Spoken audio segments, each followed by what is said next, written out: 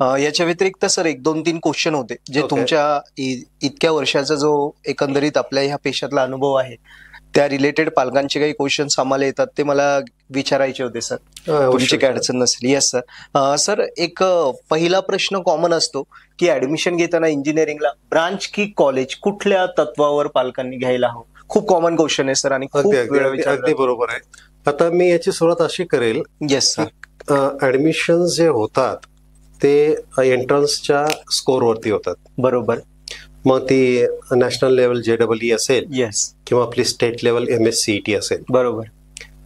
बऱ्याचदा इन्स्टिट्यूटच्या cut off पेक्षा कमी पर्सेंटाईल असलेली मुलं विचार करतात एक ठराविक ब्रांच पाहिजे. बरोबर. आता हे ब्रांचेस बद्दल मी नंतर बोलेल. Yes sir. पण आता सध्या मी ह्या प्रश्नाचं उत्तर देतो की for example computer engineering branch पाहिजे आणि आम्हाला गुरु गोविंद सिंग इंजिनिअरिंग मध्येच पाहिजे. बरोबर. पण गुरु गोविंद सिंगचा कट ऑफ काहीतरी 85 किंवा 90% आहे आणि त्याला तर 60% आहे. करेक्ट. मग कम्प्युटर पाहिजे.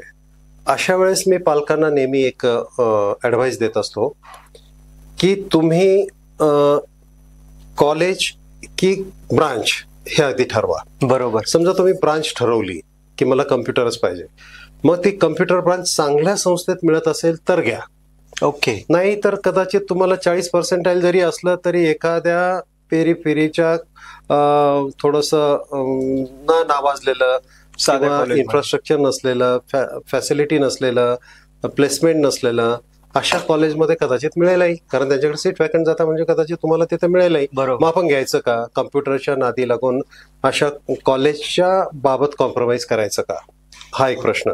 येस. मग नाही तर मग दुसरा काय पर्याय? मग मी पालकांना सांगत असतो की कॉलेज चांगलं वाटलं तुम्हाला. चांगलं कॉलेज म्हणजे काय? कदाचित मी आधी सांगून देतो की चांगलं कॉलेज म्हणजे तिथे इन्फ्रास्ट्रक्चर चांगलं पाहिजे, फॅकल्टी चांगली पाहिजे, सोशल डिसिप्लिन पाहिजे. सगळ्यात महत्वाचा भाग आहे सोशल डिसिप्लिनचा. करेक्ट.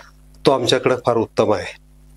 आणि प्लेसमेंट आलं, अकॅडमिक टीचिंग लर्निंग व्यवस्थित होतं की नाही, बरोबर, बाकीच्या डेव्हलपमेंटसाठी वाव आहे की नाही, ह्या सगळ्या गोष्टी जिथं फुलफिल होतात त्या कॉलेजला कम्प्युटर नाही मिळालं तर चालेल, दुसरी ब्रांच काय जी त्या कॉलेजच्या कट ऑफ मध्ये तुम्हाला मिळते. बरोबर. म्हणून बालकांना माझा नेहमी असा ऍडवाइस असतो की ब्रांच की कॉलेज येस हे दोन्ही महत्वाचे आहेत.